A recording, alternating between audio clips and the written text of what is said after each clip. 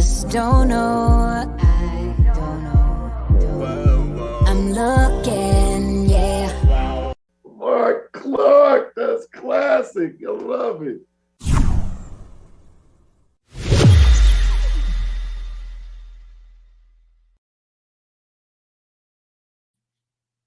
And welcome, family, to the show. Bootsy Vegas. Hello, my brother. My Vegas, how are you, my friend? No suit today. I'm shocked, everybody. I'm sorry. No suit today. I normally try to dress up, but today, me and Bootsy are casual as we hop into a motivating Monday. Okay, I'm sorry. I'm always casual, so let's not put me in this. You know what I mean? That is true. You're always the professional one. I'm the one that is work in progress, trying to get to Marc Clarke status. So, I hope I'm not rubbing off on you in a bad way, since you got all these amazing things on your horizon for you. Well, Don't no, let today, Bootsy, is just, today just one of the days. We had a busy weekend. But Bootsy, I was now, of course, I think we're still tripping on the tragedy in Buffalo. And I actually have footage, and I was like, you know what, maybe I won't play that, right, Bootsy? Because at the end of the day, number one, not only is it just too tragic and too heartbreaking, number two, it probably will get taken off on all the platforms, right? Because it's too violent. Yeah, because it's already started being taken off. One part has already been taken off, but I'll let you continue. Yeah. And so at the end of the day, let's first we'll do a review and then a positive. It's motivating Monday, Bootsy. So Right. What do you think? Okay, we can get it out of the way. At the end of the day, couple things here, Bootsy. This, if you have not seen the video at all, the heartbreaking part is Bootsy. I mean, he captured this on his Twitch account, and so in real time, you see this man killing people in real time. I guess it ended up being 10 deaths at this point. The part, Bootsy, that stands out that no one ever talks about is, Bootsy, it looks just like a damn video game. Games that these kids play every day. That's a great assessment, Mark. Right? They play these games every day. And when I talk to my kids about all these issues that pop up politically, I always talk about the super strong lobbying groups. And I explain to them, well, what are lobbying groups, Dad? What does that have to do with anything? What has to do with anything is, things that go on in our life every day, most of it's driven by pressure that these groups have, that control things have. So obviously, Bootsy, the gaming lobby must be out of this world, because kids every day from the time they're 4 years old sit in front of their computers and their television, and they play these violent games day in and day out. And Bootsy, the technology is so much that when you watch the footage, you cannot tell, Bootsy, you cannot tell the difference between if you're watching a video game or if you're watching whatever. I'm just going to just play this a clip. Bootsy,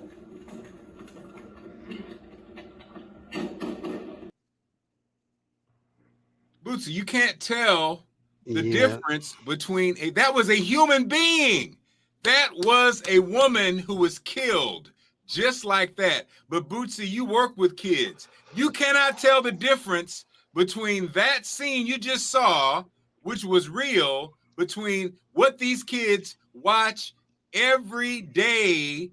And so, Bootsy, if all your mind does is watch these games and play these games, and it gets more and more realistic, you can buy attachments to your video games to give you the same feel. The audio, that scene right there, Bootsy, was just like, and so much so, if you watch that scene, Bootsy, and I didn't say anything, you might have thought it was a video game, but it's not a video game. It is life. And these guys, you know what, Bootsy? These kids are being radicalized by the content that they view on social media. Thank you, Mr. Trump. And you put that also combined with the video game where they kill with no consequence. There's no connection between feeling. There's no connection between pain. It's just kill. Yeah. And there's no humanity. But also this though, but Marcus, that's a great point. I had this discussion with my students about what is now normalized to them. The great point that you're making, it is marketed and it is normalized to them. We had this discussion about drill music and all that. Now, the most interesting thing about the whole thing is is that there are I would say colleges, a high volume of colleges that have scholarships now for gaming. I want you to understand that is a market, that is an industry, that is an industrial industry that is now marketed to you and even packaged and marketed to you in an educational form. And I think there's so many dynamics that we should discuss that can be discussed about how what I don't know if parents realize is what is normal to them, Right. what is normalized to them, what is marketed to them. Death, trauma is marketed to them. It is normalized to them. And now we're seeing the effects of things being marketed and normalized. So that is a great assessment, Mark. Also, I don't really got much to add on to that. But Bootsy, and also lastly, because we're going to move on to some positive stuff. Here's the thing now, and Bootsy, I know you've seen it because you work with these kids. Oh, yeah. Bootsy, your sound, what's going on, Marilyn Monroe, D.C., and also Evelyn. Bootsy, you might have to click on and click off. For some reason, you have your sound is loud. It's choppy. Okay, I got it. I'll log off. For some reason, the parent, look, let me tell you something. Being a parent is very challenging, right? There's so much going on these days that, our parents did not have to face. What's up, Jackie?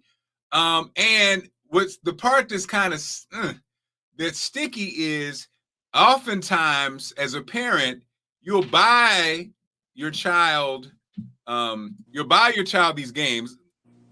Bootsy, you there? Yes, I'm here. That's much better. So Bootsy, I was gonna say, and you have a boy, you have a oh my God, a pre-teenage boy. So Bootsy, you know what I'm talking about. But you work with kids. So what happens is those of us who work with young people have an advantage over people who are kind of disconnected. Normal parents that work at jobs that don't deal with young people, don't deal with topics that young people are talking about. Because Bootsy, I witnessed it many times where parents are buying and bought not only gaming stuff, but the games that are mature games for their kids. Right. What's the one when they robbing people and taking Grand Theft Auto. Grand Theft Auto has sex, violence, and again, no accountability. Right. I never forget the scene where guys, you picking up a prostitute, you get done with her, you kick her out of the car, you punch her in the face, and that becomes funny for the kids because you keep doing the actions and the prostitute has a reaction and you're just like, dude, morally this is a mess, right? And there's nobody regulating it. And the other thing is, you think because it's a video game that it's not adult. Like I don't know if everybody have always put the correlations of because it's a video game and you're in there that it's not necessarily kid friendly. You know what I mean? So that also within itself is a industry as well because it is now adult video gaming with adult content, and there are multiple streams of ways that you can promote, market, and see. And I just don't know if all these parents realize what's being marketed, how it's being marketed, and possibly the effects. Oh, yeah. The worst thing in the world that people don't realize is what you can consume through the internet.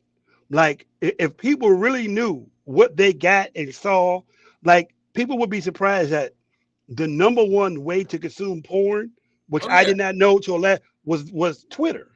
Right. Oh, yeah. And that's the thing. Parents, again, kind of not really paying attention, don't really know. You can get your porn on Twitter.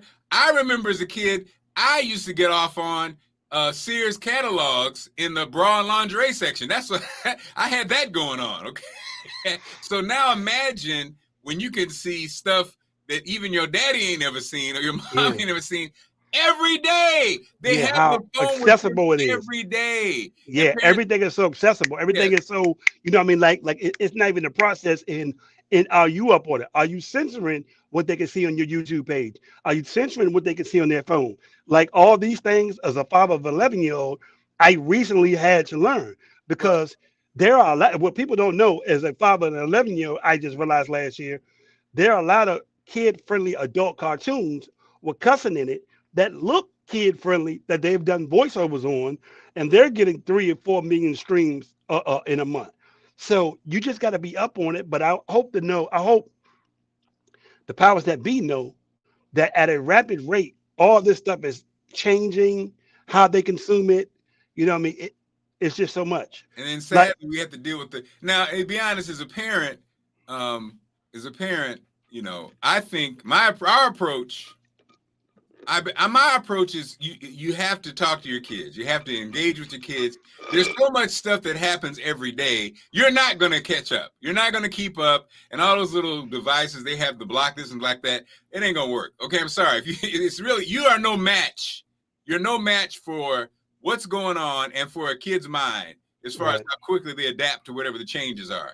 All you can do is get in their head and have a conversation. Right. I think just that conversation is just about respect. It's about, you know what I mean? But sadly, I just feel bad about it. And it's so funny. By the time you see it on the news and it's a conversation, it's so far gone. It's like the kids be looking at it's like when they call in these damn creators of content and these things to talk to Congress. Man, that's a freaking waste of time. A bunch of old people. If you got a 21, if Congress was made up of 18-year-olds, then you might have a chance. But your old asses is asking Bezos about some shit. Man, you don't even know what the hell you're talking about. You got people that look, man, That's a fact. You are no match for these geniuses that are creating this stuff. And so also, process is just performative, as kids say.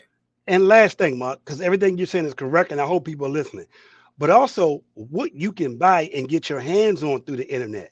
Like when you talk about these guns and the fact that with the technology of 3D and stuff like that, is that you can get your hands on anything through the internet. There's so many ways that you, like when people see all these mass shootings and these guns and everything, do you realize how easy it is to access and get your hands on it through the internet with no regulation? Like literally there are 15 and 14-year-olds who can get their hands on something quicker than adults through the internet with no regulation. So I just think that there needs to be a better understanding of what's available, what they have access to, and have the discussion with your kids and do a better job of just keeping it up, because you never know. You just do not know. And you don't know who your kid. The other thing is you don't know who your kids are hanging around and what they have access to, because that's something that I am now regulating with my own son. I have my hands on him really hard of who he is around. And when somebody says this and act this way, you know what I mean? But it goes back to what you're saying. Be open, be ready to have constant conversation with your kids, positive reinforcement, but also reinforcing what it is you're doing and the consequences of it. Because I even tell my students that, like, you do know that if you go out here and at 16, be in a car with somebody and they hit somebody and kill them, you're going to jail for murder for the rest of your life, no matter if you're 16 or not. Like, do you have is the consequences of what their actions, is that reinforced to them? So no, definitely. And it's really that conversation. And again, a lot of times they're going to bump their heads, but even just being aware. So this is Motivation Monday, and I'm going to get into motivation, but we wanted to but also, Boots, we keep it real here, and we say some things that are off the beaten path, but something to think about. And what I thought about, Bootsy, was, so first of all, my friend sent me, shout out to Paul Porter, he sent me the video. And then he sent me and this is crazy, Bootsy, he sent me a hoodie. He sent me a link for a bulletproof hoodie. Is that crazy? A bulletproof hoodie. It costs like $600. But can you imagine that, Bootsy? A bulletproof hoodie. I've never heard of it. So like the process of you even telling me this and the fact that it's accessible is crazy. Like, I've never even heard. And then also on the news I saw, you said talking about access, and Marilyn Monroe was saying access is everything, unlimited. Yeah, because they're showing on the news how you can take a device and then connect it to a gun and make the gun a semi-automatic. An automatic. And one of the devices, Bootsy, you can actually print on these new printers, right? Yeah, 3D printer. So lastly, something to think about. I said it earlier, but I'm gonna say it one more time. Think about what's really going on, Bootsy. So, because also in that conversation, Paul was like, he said, well, what are black people doing? As far as this thing happens, so we came from, we remember the time when radicalized, tied to 9/11, and it was all about the Muslims, right? All about the Muslims and so on, so getting radicalized. Absolutely. But what we're not talking about is white supremacy being radicalized, normalized, by Fox News, normalized as well. Every day. And what we're not talking about, because these, is that this 18-year-old is a symbol of the radicalization of white kids. Like Kyle Rittenhouse. Go ahead. Exactly. There's a whole movement going on that people aren't talking about. And these young kids are getting their information off, social media. There's so many sites that they can go to that we don't even know that some of them we don't know. They're white supremacist sites, and they're getting radicalized. Most of them are those kids that are nerds, squares, don't get no love with their peers. They spend all their time on playing video games and researching Hitler and all the prominent white supremacists. But there's also a point to that, Mark, that I think people may be missing. That I think you and me, we should circle like this. Is that when you look at Kyle Rittenhouse, he got no consequences and he literally became a hero. The Dallas Cowboys, I want you to think about this. He's an 18-year-old with all these semi-automatics, got to walk down the street with a machine gun, killed 2 people for not agreeing with the establishment, and became a celebrity. Like, are we thinking about the fact that this man is a celebrity, getting celebrity treatment, showing up, the Dallas Cowboys invite him to the facility, he's standing in front of the trophies, he's on all these major platforms, he's a hero. So I think we need to understand that people thinking in their mind now that I could be a hero for this. This is a badge of honor. This is like, think about the fact that Kyle Rittenhouse got the Crown TV with his crocodile tears. America felt bad for him, let him out, and he's a celebrity. Think about how George Zimmerman literally was about to participate in a celebrity boxing match. So let's just normalize this. You kill a black kid over over a hoodie, and then you get to travel the speaking circuit. You get to take the gun and put it on eBay and auction it off and make money, and participate in celebrity events. Your only form of celebrity is you killing a black kid. So I just think in general, we need to understand what the dynamic is, how they're looking at it, why it's so normalized, why they so free, why they feel like, well, this is a great thing because it's no consequences for them. And not only is it not no consequences, you can almost become a celebrity in certain fractions of America. No, he is good. This guy's going to be a celebrity. And so, and shout out to my man Darnley Hodge. Darnley, man, Darnley, you hit me about a set designer. I have one, Darnley. I'll hit you today if you still need that. And the Bootsy, your audio, for some reason, I don't know why it does flare up, but it was better, but it got a little worse again. But I don't know why. But Darnley's movie, American Lows, Legacy of White Supremacy. Google it. It's on YouTube. Go check it out.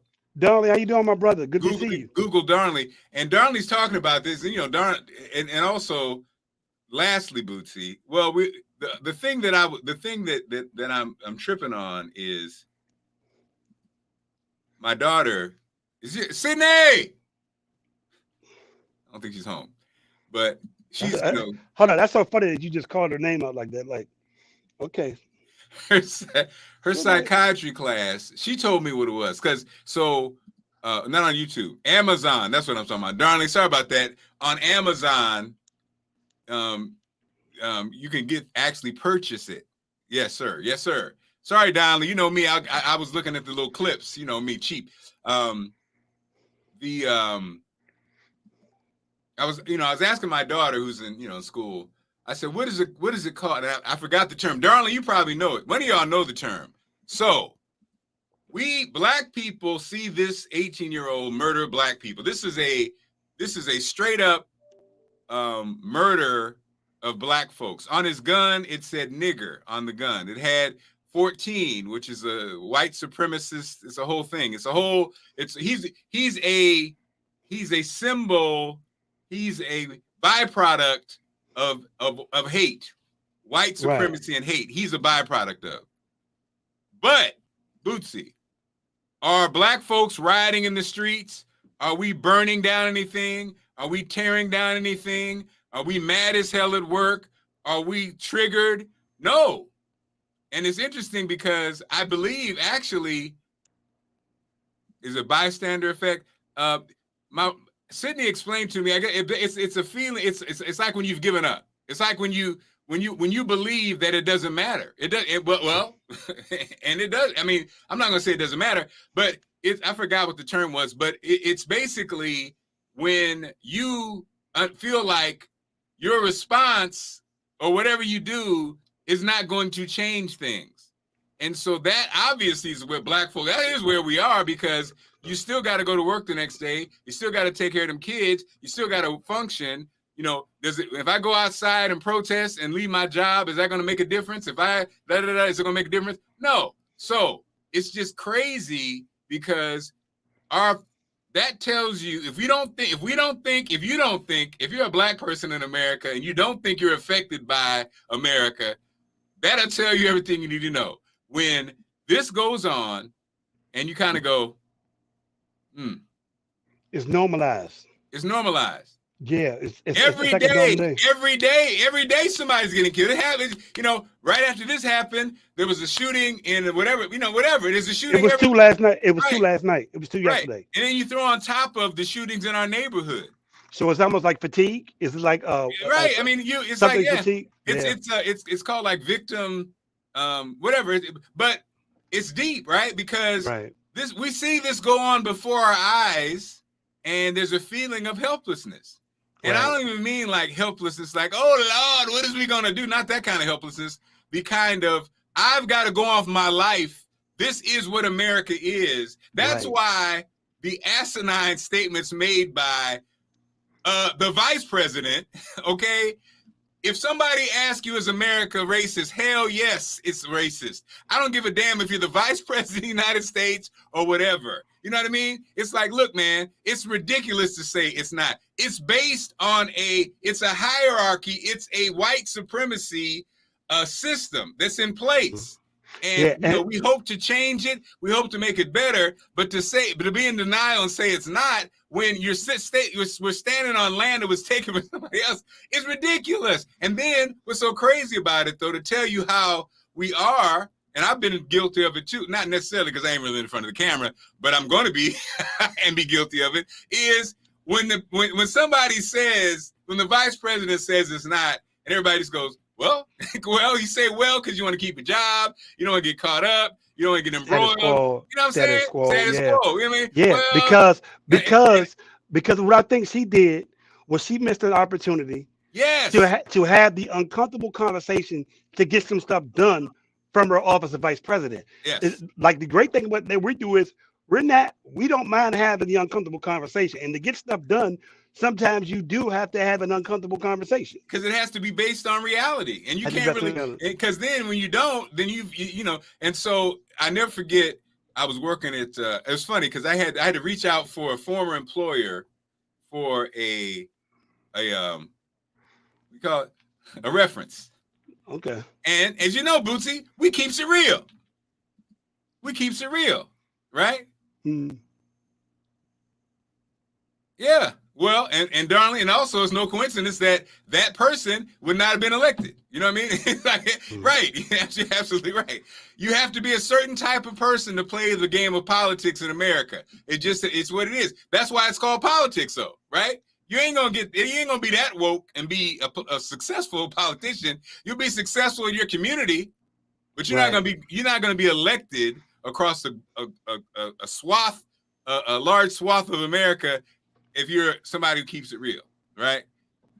Because the system is what it is. So I had to reach out to a former employer for a reference, and I had to laugh because at this former place I worked at, when, speaking of politics, when Obama gave that speech,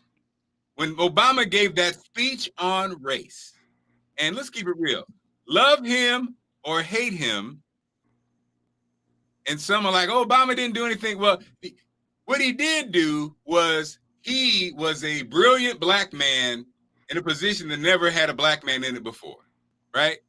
And at the end of the day, that race speech he gave, a man who happened to be of African descent and Caucasian, Asian, giving that speech on race, that had never been. I don't care what you say, he was a gifted orator, right? And so again, this former employer that I had to get a reference from, we all watched it in a break room, and him and this other brother, who's a slick politician, when it was over, Bootsy, they both said, seen that before. And I was like, you know me, Bootsy. And he was the general manager. I was like, we've seen it before.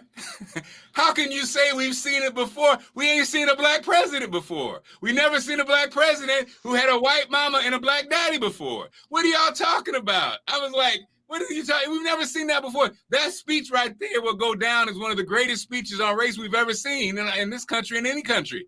You talking about? Let me ask you, are you talking about the speech after Trayvon Martin was killed and he was normalizing about how that could have been his time? Like, I'm trying to understand which one, because there were a few great speeches he did on race. He did one on Jeremiah Wright. He did one on Trayvon. Then he did another one. Which one was the first one? Okay, no problem. But I'm just saying, come on now. Right. And then, but of course, but then years later, I had to go lean on my man for a reference. But again, I was cool with that because I'm okay with being who I am. If I can't get hired based on who I am, then I don't need a damn job. Right? But most of us, many of us don't believe we are in that position. A lot of us are in the position, but we don't believe we are. So therefore, you have to play the game. And then some of us are in a position where you can't afford to do it. Yeah. But I think the great thing is what you're saying is, and I hate to say it this way, but sometimes you do got to pick your battles. You definitely get. You kind of got to be precise on what it's worth debating and arguing and taking it. Like sometimes when somebody make a statement like what you heard, you kind of know, okay, I know what this is with them. You know what I mean? So, I've done a great job of my life of choosing what I'm going to really debate and argue and like have a conversation on, because some things are just best to analyze and move and adjust accordingly. And you're right. Versus debating, because sometimes you could talk to a dumb person till you're blue in the face. When the conversation is over, they're still going to be dumb. And Jay-Z said it best. He said, a wise man said, don't argue with fools, because people from a distance can't tell who is who. And and at the end of the day, like you're right, looking back on it, I was that guy because it was just me. I like you said, that was looking back on it. Yeah, they were playing politics. I could have just shut up. It didn't matter because it didn't change anything. Mm-hmm. But I was a free thinker. I was a free talker. And hey, maybe that's why I am free in my basement right now. but your free thinking and you learning and acquiring more skills have now opened up other doors that did not happen before. Baby, and I got this one thing, because this is hilarious to me. And y'all know me. Darnly, everybody y'all know me now. So imagine like you say, the lesson I had to say. So I asked for a reference. He gave a great reference, right? He said, hey, man, I gave you a great reference. Just remember, you just have to humble yourself.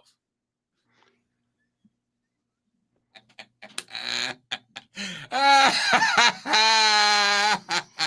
was like this. Thank you. Wow. So he gave you a great reference and he ended it like that. Wow. Humble yourself. You still laughing. About it, which is great. Like, I definitely would, because Lord knows if you have belief in yourself and your skills and all that. Yeah, you good, but just humble yourself a little bit. I would ask a question, but I'm not even gonna do it. Nope. I'm gonna go ahead and fall back. I'm not even gonna ask a question, bro. So, Mr. Vegas, we had a nice week this week, man. I'll take you through my journey. So, Bootsy Vegas. Yeah, I saw some of your journey this week, but I'm gonna go ahead. Headed to Baltimore. That's what's up.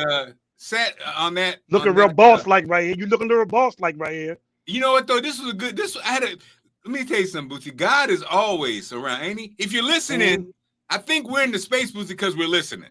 Absolutely. So I was going to my man had a happy hour at his house, his beautiful house, cigar and it was a drinking the cigar, whatever the image That was. water, hold on. That water was in his backyard that you just No. showed? This was with this one. I went down to the Baltimore Oh, I'm about Harbor, to say, the because I beautiful need to harbor. meet him. If that was his backyard, I need to meet him too. Well, he had a beautiful home and he has a pool. So I had this extra cigar. I had what did I have? Bootsy? I had a cigar in my drawer that I needed to. I'm not really doing that anymore, but I wanted to get it out of the way. And actually, I had half of a joint that was left over from the hip hop museum guys. The hip hop museum guys. They now have a dispensary, and so showing support, I bought some. And so I packed those both up. And I said, I need to get rid of these. I threw the joint away because I didn't have the cigar. And I was there so early, I went down to the harbor and just sat down. Bam! Right? And now the image is going against my new image of health and fitness, though. I realize that, right? Yeah. Reinventing Marc Clarke. Go ahead. People don't see me this way. They don't see me as this boss that was a cigar in his mouth thing. That's not really like me. Thinking you the Baltimore Suge Knight, but go ahead, I'm with you, right. Baby. But the beauty of it, shout out to my man Howard and Kevin. I had a great conversation with him, and he pointed out to me because he was sitting on on the other side. He recognized me, and he's sitting in his boat. He has a sailboat with a motor on it, so he can sail, he can motor. He's on the harbor. He said that he basically is, at the end of the day, the beautiful Baltimore Harbor, which we're very familiar with, in a predominantly black city. What percentage do you think of black-owned businesses are down there on the water, on the harbor? And that basically is supposed to be a percentage of black businesses, minority businesses in any of that. In Baltimore, yes, in Baltimore. Oh, right. And so he's fighting that, right? He's fighting that because, ironically, we call it the Baltimore Harbor. But ironically, again, I'm on this side. He's on the other side. He says, you know what it's called, and his boat was right here, and he points to the sign. And what's so funny? Historically, you know what it's actually called? No. Harris Lake. And guess what his last name is? Harris. Is that crazy? That is crazy. Wow. That's the kind of fight he's in. That was called Harris Lake, son. Anyway, that was early in the week. And then, as you know, Mr. Vegas, Allison and I had a gig. I forgot which day it was, but we were the MCs for the Health Council, the 75th annual Health Council event. And let me tell you something. Look at me looking like somebody's daddy. Yeah, because you're definitely looking at her like you better get these words right. If I had to caption it. Look at my beautiful wife.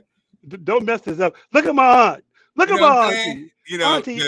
Auntie Ann Allison. Former CEO and president of NIH was honored. We sat at the table with the CEO of George Washington Hospital, Howard Hospital CEOs in the building, Nova Healthcare in the building. Just a who's who of everybody in healthcare and medical care was there. We had a great time.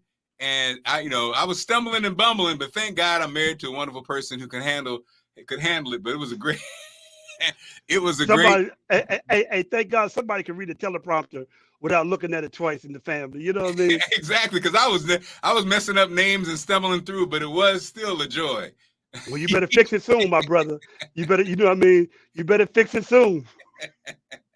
Expeditiously. Like Booth, I think you're right. There's one, I think, Rondi, correct. Shout out to Rondi. I've been rocking with Rondi all weekend long. Amazing. Okay. And so then, Bootsy Vegas, I had breakfast with my oldest, I love it. Sydney. We had breakfast. I'm doing breakfast. So the girls are all home. So Sydney was first. Then I'll do Skylar. So Sydney's at Hampton. She's going to be a senior. Skylar's at Norfolk State. still working out, whatever, freshman or sophomore. And then, of course, Baby will be heading into her senior year in high school. So Who's Daddy driving had there? breakfast. And she's driving now. Let's let that be known. That's right. Baby is driving now. Baby's driving now. Get her a car. That happened. You better hurry up. Get her some wheels. Chop chop now. Chop, chop. That girl gonna need a vehicle. Come on, got now, it already. She got her. Right? Skylar have a car. Skylar's not driving, so she already got a car. And then, of course, this weekend, a sold-out weekend at Bethesda Blues and Jazz, A Woman's Love. Anastasia Sky. Hey, baby. Man, shout out. I met Lois. Anastasia killed it. Marquise killed it. This show was top quality. Shout out to DC, Black Broadway, top quality. Dana and her husband, they did it, man. They did it. Dr. Lavelle Long, too. Let's give my man Dr. Lavelle Long some love. Oh, yeah, Doctor. We're gonna talk to Dana tomorrow. Do a review, but it was sold out, and the reaction to you know, black folks, y'all standing up, talking, screaming, talking to the stage. Now, you know, it's one thing to talk to the movie, Bootsy, but you can't be talking to the stage while they're in the middle of the performance. Yeah, you know our people. You know our people. Our people gonna give a reaction no matter where it's at. You know what I mean? And we ain't gonna hold it in. Bootsy, you know, of course, backstage. Oh, wait a minute. I saw your friend Bootsy. Wait a minute. Sassy was in the building, Bootsy. I'm being jealous. I'm up there posing with Sassy. Sassy's beautiful, man. I see what's going on there, Bootsy Vegas. Well, let me say this. Sassy is one of the most beautifulest people inside and out. I don't know if beautifulest is a word, Bootsy Vegas, but yes. Yeah, I tell you what, if you see her in person, everybody the most beautifulest woman in the world. Just like that.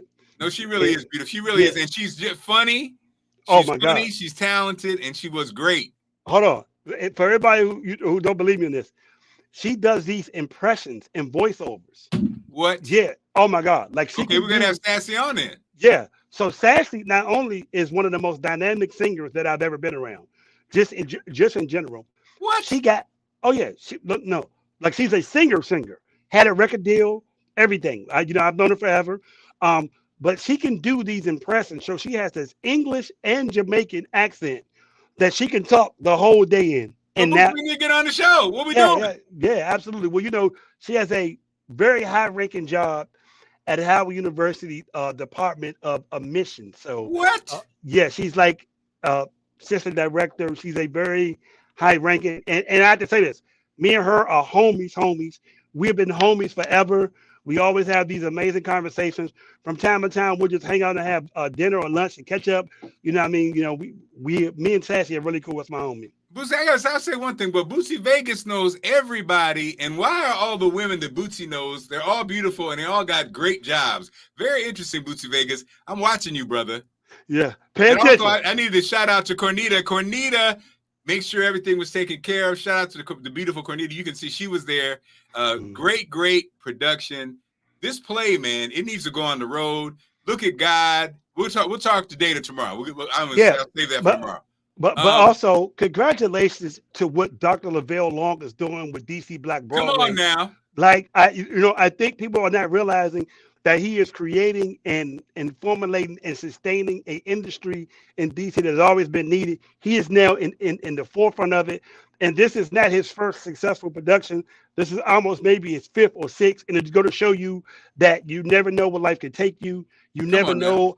You never know. The main thing is it's never too late to really live your dreams and put action to it. And congratulations to him, because from where he came and what he's been through to what he's doing now is an amazing testament of him not giving up on his gift, him not giving up on his determination, but also not giving up on other people in his community. He is creating an industry for other people, for them as long as it's up as well. So shout out to my man, Dr. Lavelle Long. You deserve this. Congratulations, sir. Well, I didn't want to say nothing, Bootsy. I don't want to be premature, but I'll just say this. You know me in the DMV. You know me, Allison Seymour's husband, in the DMV and in DC, right? But Bootsy, are you ready for Baltimore Black Broadway? Quit playing. Let's go. To be continued. Also, Bootsy, this weekend, and you know this, Bootsy. because you know everything there is to know about DC. So Bootsy Vegas also this Saturday, we got a lot in. Bam! Allison and I were at the Lamont Riggs Boys and Girls Club Family Fun Day. How was it? How was it? Talk to me about it. First of all, it's amazing. Shout out to Dr. Gregory Bell. You know, that's my man. Of course, my co-host of Play Space Podcast. New episodes coming soon. Dr. Bell's family there, his mother and father, both in their 80s. They're growing up in that neighborhood, Bootsy. You know the rich heritage of that neighborhood. And the keynote speaker, the mayor came through. Who knew the mayor got ties to that community? Who knew? Yeah, she grew up there. No, she grew up there, but also the director, Dr. Shirlita Settles, and the mayor. First of all, shout out to Shirlita Settles. Yes. You know what I mean? Who is the creative, the cultural arts director for DC Department of Recreation. I keep telling her, you might want to bring me on over there, you know what I mean? But hey, that's a whole nother subject. But that is my home. It's crazy because I mentored her son when he was growing up. He's an amazing person. Shout out to Shirley Settles, who's an amazing singer as well. Well, and you know, also, Bootsy, so our keynote, who also grew up there, Richard Dyer, Allison's boss, general manager at WSA 9, his roots are there. Right. He talked about the heartbreak of when they tore down. He drives through. He doesn't live there, but he drives through there every day. And Allison's like, wow, you know, he doesn't have to come this route. But look at that. He's like Bootsy Vegas. He love his city. He comes through just to see what's going on, what's popping. And he said when he tore down that Kentucky Fried Chicken, it broke his heart. But it only be replaced by Chick-fil-A. So as he said, it's the same damn chicken. But anyway, he was hilarious. It was great. You know how Bootsy is nothing better than when you had success and you can shout out your boys that you grew up in the audience, right. Cats that you know their nickname and you know their real name, but you never call them their real name. Man. And just doing that. Also, the funniest part was, so I work with, so you know, Richard Dyer. Richard is a super successful guy. You know, he played at Boston College. Now he walked. What did Jay-Z say in his song, Bootsy? He walked like a ball player. Look, you know, his brother was a superstar athlete. He's a superstar athlete, Bootsy. I didn't know though he was. I knew he was an athlete. I didn't know he was in the damn Boston College Hall of Fame. Okay, come on, Richard Dyer. You know what I'm saying? That's the kind of move, and he's from that community, man. Absolutely. And it's just, because I told him he had the nerve to mention me because you know Bootsy and I, we're God put us together because we are observers. I think we naturally love people. We love people. We're inspired by their stories. Right. I think that's just how we're built, right? That's how we wired. Richard quoted me because I was telling him, yo, man, what is the deal? because of Dr. Bell, I'm tied into the community. So Dr. Bell's there. Dr. Bell's brother, Mike, who's a multimillionaire who came from the community, who has a tutoring system, Accoletics, who's one of our sponsors. Also, Brad Tatum, who worked with Allison years at Fox, who's in his 70s, still running court. You know, I said, what is going on, man, with y'all brothers in this community? You're older, you're, 50s, 60s, 70s, 80s, but you look young and you're so active. So he brought that up in the speech. And again, he was shouting out dudes, Bootsy, who were 10 years older than me that I know could probably dunk on me. And I'm just trying, but I guess it's that community love. It's that kind of like, absolutely. He was saying steel sharpens steel. He said we were super competitive academically and also athletically. That's a fact. Also, you came from these families. You had that good nutrition at home. And it always, Bootsy, we talked about this off the air before. These kind of Black communities are not just all over DC, but all over all the major cities, right? And so you say, well, what happened? Crack. That's what happened. What happened was a systematic destruction of these communities because these people, like I said, Richard Dyer, president, news channel, Dr. Gregory Bell, legally blind, Dr. Gregory Bell, he got his damn degree with a damn magnifying glass, Bootsy. Do you know how? Come on now. Yeah. You can't stop these people. Yeah, some people just got it in them. When you arm people with this kind of support and education and community, They cannot be stopped. So you Now, got to stop them. Now, the other thing is so interesting. We're talking about this. Saturday, Deanwood Radio Broadcast did a 2.5 hour Zoom with Larry Miller, the CEO of the Michael Jordan brand. Come on. It was an amazing conversation. For those of you guys who do not know, he is the former president of the Portland Trail Blazers. He's now the CEO of the brand. He has a book called Jump. He committed a murder at 16 in self-defense in Philadelphia, got out of jail, ended up going back to jail for committing robberies, ended up getting 2 degrees in jail. And his book is called Jump, where he exposed his story, how he got there.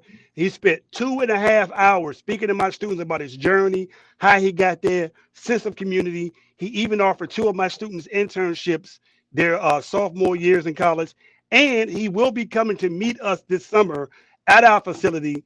And the word on the curve is some Jordan paraphernalia may appear when he comes. Yeah. So, but we ended up having a great discussion. He was really impressed with the kids. The fact that all 12 of my students wrote the book, and his story was the same one of what you're reading, is the sense of community, sense of redemption, never being too late. He was explaining how he was the only Black NBA president. And he also explained that he has been out of jail since the 80s. And there are people who were still in jail when he was there that are still there. And he is so lucky that God has chosen him to take this journey, because there are people who were there with him. Some of them committed some of the same crimes and they never got released. And he left out to end up being the first Black president of the Portland Trail Blazers, CEO Michael Jordan brand. His book is called Jump. Please read it. It was an amazing conversation. So it's so interesting that we're going to have these same successful Black stories of, being able to break tradition, break curses, but also giving back and keeping the sense of community intact as well. And speaking of sense of community, the book man, David, Write the Damn Book Miller, who's got a new book out. David, we need to get you on this week, man. Is that his middle name? Write the Damn Book for real? You made that up. It should be, because that's what David's going to tell you, to write your damn book and get it out there. And he's got a new. Matter of fact, David, I would love to have you on tomorrow, but I'll hit you. David Miller, Legacy of Black Communities. And it's everywhere. It's everywhere. And there's a reason why, man. There's a reason why these things get, And so, again, Mr. Vegas, we're not going to go long today. I have a couple things. That's why I'm in any closing words on this Motivating Monday? Oh, you know what?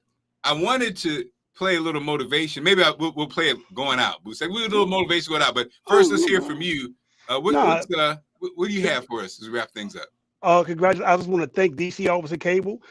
We did 6 30-minute TV podcast specials this week. Thank you, Larry Miller. Thank you, Paxton Baker from the Washington Nationals. The first 6 years of my. And I'm really excited about that, as Mark just turns me off in the middle of it. But hey, congratulations to everything that you did. Such an amazing thing. I am really excited about you expanding what you're doing, expanding your reach. And I'm also grateful that you're allowing this young community dreamer, go-go activist to get to ride on this journey with the Marc Clarke Morning Show, because I'm getting used to these 10 a.m. morning, 10 a.m. call times, my schedule there, you know what I mean? So, man, but thank you. But congratulations on just venturing out, you know what I mean? Because, I've always said that me and you, I said this years ago, me and you probably should be together doing some stuff in this area to connect some dots from Baltimore to DC. It is happening. So, congratulations on everything you're doing. You really deserve it. We don't know how long this is going to happen, but, no matter what, we have done some amazing work, and it is really great. But thank you, man. Don't say it like that, Mr. Vegas. So look, so also speaking of DC Black Broadway, Bootsy Vegas, boy, because hi, sassy. I already know your mind, Bootsy. When I say this, you're gonna be like, "Yo."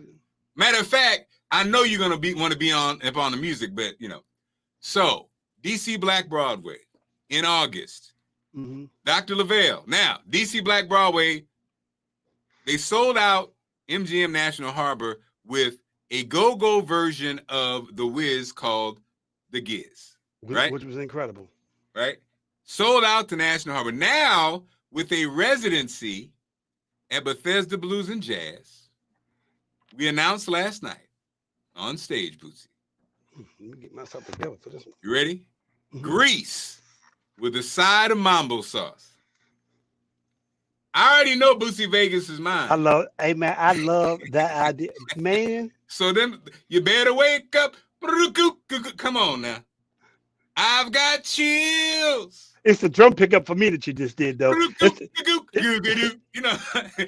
the drum pickup for me. Dude, there's so many, because we know Grease, like, so everybody knows the songs to Grease. Yeah. So in your mind, you're probably like, okay, what songs are they going to do? Because it's like, dude, it's going to be, so that's going to be crazy. But there's the blues and jazz, which was cool because it was the first time I really saw a play there. And the sound was good. It works. You know what I'm saying? It works. And the music, the acoustics are great. So that music and the storyline, you're like, well, who the characters, like you want to see, because, you know, again, you already have an idea. That's the thing that Lavelle does that's so smart when you do, like, you know, the Golden Girls, and you do, because we already know the characters in and out, but then you do a version with an urban musical production of it. It's so many ways you could go with it. What is Sandy gonna look like? What is Sandy gonna look like? What is I don't even know the John Travolta character.